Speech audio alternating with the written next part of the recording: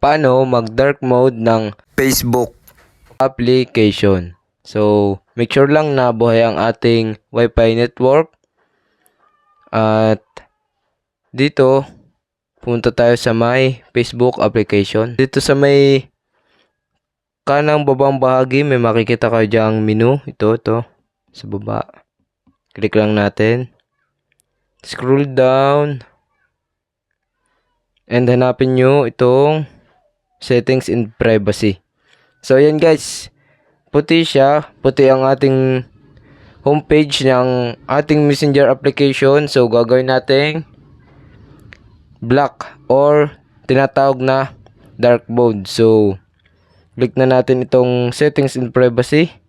At dito sa may settings and privacy, may makikita kayo dyang dark mode. At dito, naka-off yung ating dark mode dahil nga naka-white background ang ating Facebook homepage. So, click natin itong on para maging black or dark mode na ang ating homepage ng Facebook application. So, click lang natin.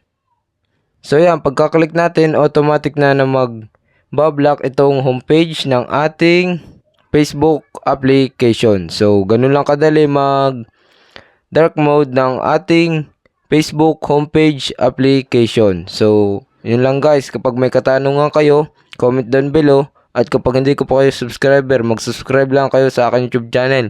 I-hit ang bell button para sa susunod na mga video like this.